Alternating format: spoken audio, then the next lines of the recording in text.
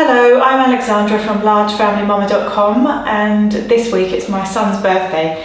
He's going to be 4 years old, and one of the things that I want to give him for his birthday is a couple of Playsilks. They're used a lot in Waldorf early education. They're good for dressing up, they're good for making little scenes. So what I want to make today are a blue Playsilk to represent the water, and then a green Playsilk to represent the grass, so he can set out his little animals and things and, you know, have a little play with the scenery that he makes with the Playsilks. But he can also use them for dressing up or just waving around in the garden in the wind or whatever. So that's what I want to give him. However, Playsilks do cost a lot of money, so I make my own. I have bought a roll of silk. I think I got 10 metres, and I've made a couple of Playsilks before using natural dyes. I think I used elderberries and turmeric and different things like that. But today I'm just going to be using food colouring because I am just doing this at the last minute and I haven't got the other supplies that I need, so it's just food colouring today. But I'm going to just show you how I go about doing that. So I'm just going to cut this off into squares. A couple of squares, and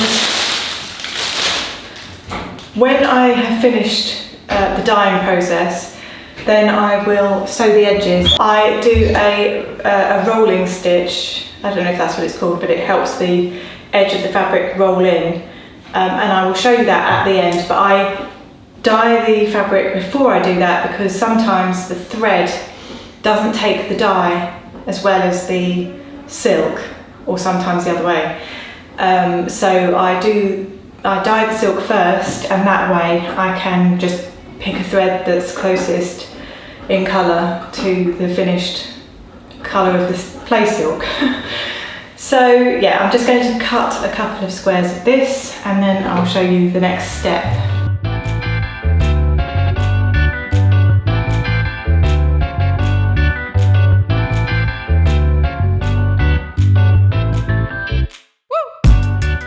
And I bought this silk a while ago, but if I can find a link for something similar, then I will leave it in the description box below in case you're interested in buying some silk as well in bulk.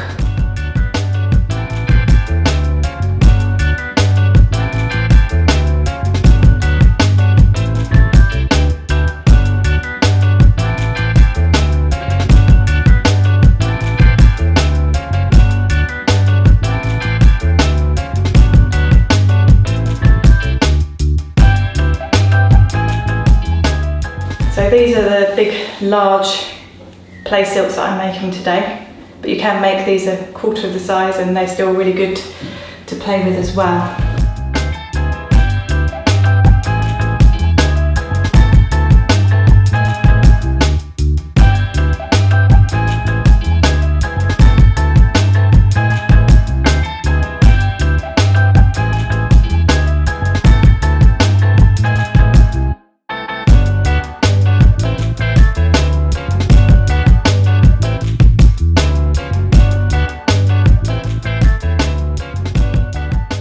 So the next thing you want to do when you've got your Playsilks the right size is just want to get some water. I've got that about a third of the way full, and I mean, this is not an exact science by any means, and there are so many different ways of doing this, but I'm just showing you how I do it today. And then I use half a cup of white vinegar per Playsilk, so I'm just using 1 cup today.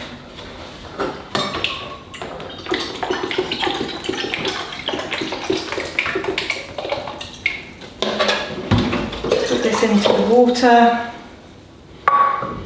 and then get the Playsilks in.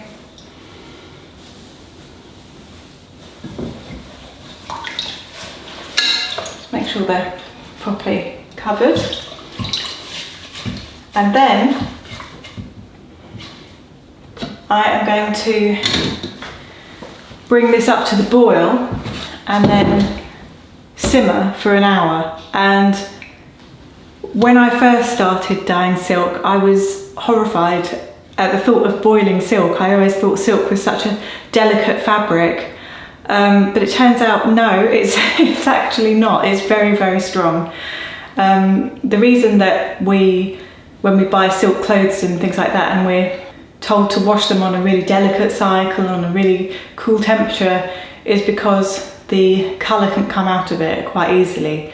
So it's about the colour, it's not about the actual strength of the silk. So yes, you can boil silk and it's perfectly fine. It's not going to shrink or anything like that. So yeah, I'm going to leave that to simmer away for an hour, and then I will come back to you and show you the next step. And just in case you're wondering why I am boiling the silk in the water and vinegar first, is because the vinegar acts as a mordant, and that means that the dye is going to be really absorbed into the silk fibres and therefore be a lot more colour fast. If I skipped this process, then the dye would wash straight out. It depends what dye it is, but usually it would just fade. So that's why it just really sucks it into the silk fibres and makes it stay more strongly.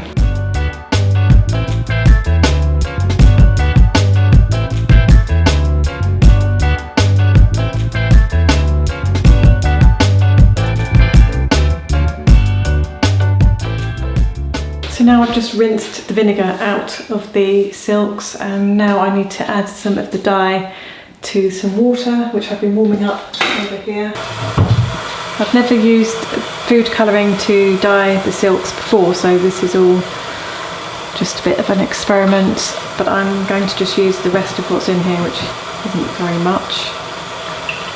I don't know why they make the pot so you can't get a teaspoon in, but I'll just use the other side.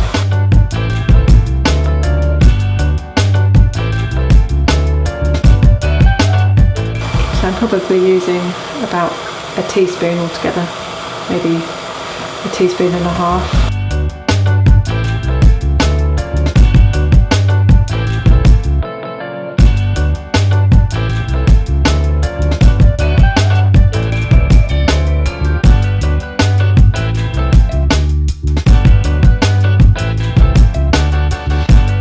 And I should have put some rubber gloves on because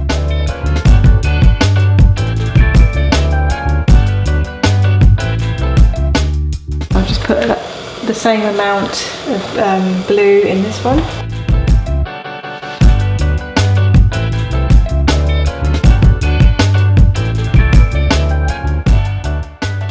So just make sure your silk is not all scrunched up, otherwise you'll end up with some pale patches, and that might be the look you're going for, but at the moment I'm trying to get it fairly evenly covered. So look, that looks nice and strong. So get that in there.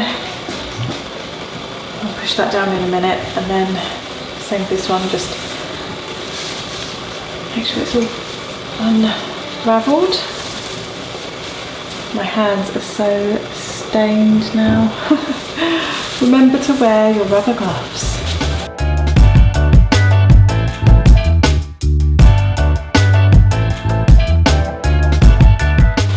Look at that. That looks like it's going to be quite strong, so that's good. Right, so I'm just going to use this spoon that I've already used for the blue in here. Turn the heat down a bit.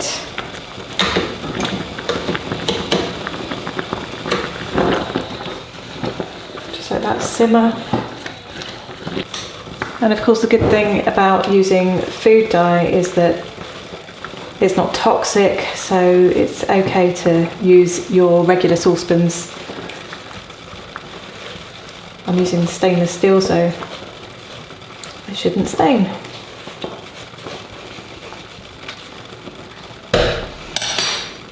Might just get some tongs on that one just to make sure it's all properly in there.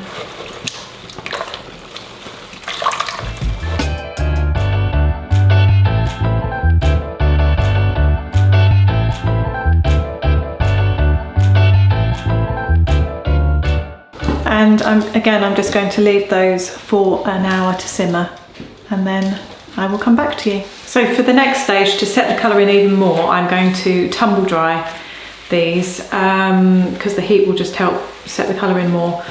And normally I would do these separately, but because the colours are so similar anyway, I'm just going to put them both in together, and I'm going to put an old towel in there as well, one that I don't mind getting stained, and that will just stop the silks bunching up into a ball and just, you know, not drying properly. So just do that, and then I will show you how I sew the edges. So it's now the next day, and the silks have been tumble dried with an old towel, and then I've given them a quick iron just because it's easier to work with them that way. And now I'm just stitching up the edges. I'm doing it so they've got a rolled edge. I don't know if you can see. So it's got a nice neat rolled edge and barely any stitches show. On these edges that don't fray, I'm not doing a rolled edge. I'm just doing it purely on the edges that I cut and that are fraying. I will show you now how I do a rolled edge by hand on silk. So the first thing you need to do is find your thinnest and sharpest needle, and then find some thread that matches as closely as you can. So I already have a knot at the end of my thread. Then I get my raw edge and I fold it over about 5mm, maybe a bit less, and then I fold it over again.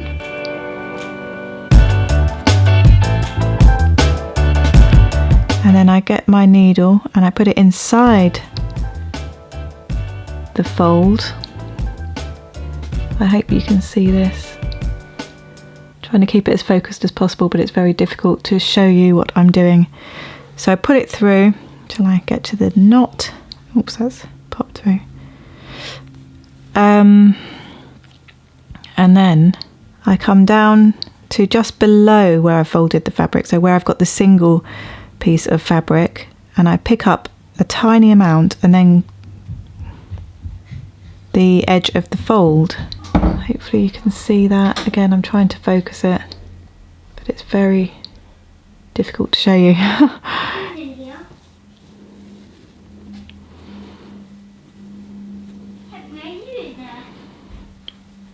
So it comes across like this. Now we're going to the top of the edge of the fold, top edge of the fold, and I'm putting the needle so it goes along inside the fold.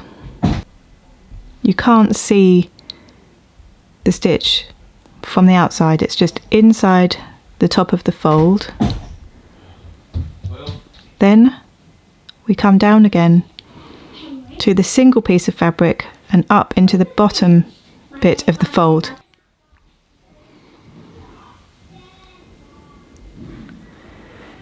And you just keep on doing that for a while, and then you will pull the thread. I'll show you that in a moment. So we're just going to keep on going through the top edge. Can you see?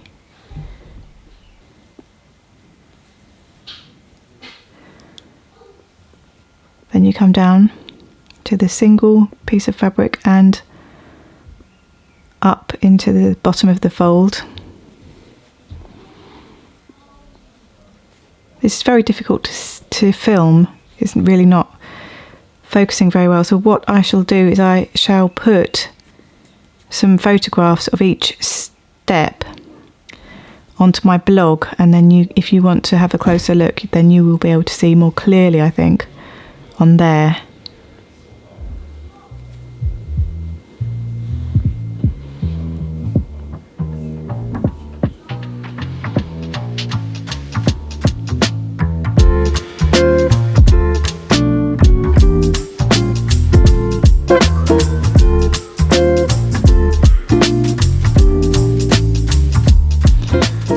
So you can see how this side looks.